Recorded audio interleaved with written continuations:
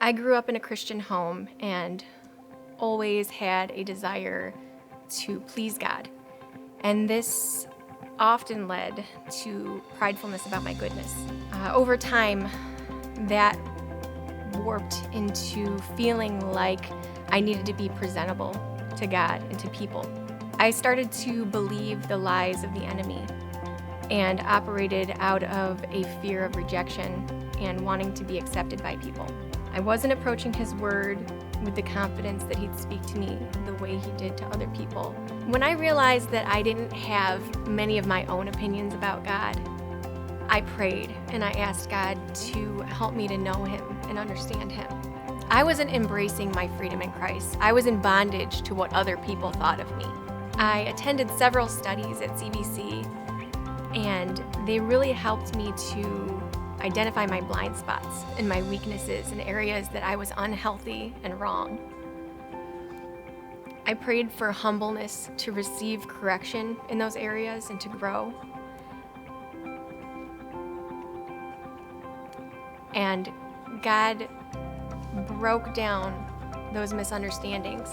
And now I was experiencing that freedom of something, these chains that I wasn't aware that I was carrying. And I could finally embrace that freedom now. Even if I get rejected by people, God doesn't reject me. And Jesus not only accepts me, but he was willing to pay the ultimate price so that I could have a relationship with him. It's not a result of anything that we can do. He meets us right where we're at, and it is a gift that can't be earned. In his death, we are invited into dying to a life apart from him and all the brokenness attached to it. And in his resurrection, he offers us newness of life with him. I understood what Christ's death and resurrection meant for my eternity, but I did not comprehend what new life meant here on earth. I asked my friend what changes she's seen in me over the last couple years, and she described it as me taking off my grave clothes. Getting baptized is me publicly declaring my obedience to Christ and sharing his work in my life for his glory.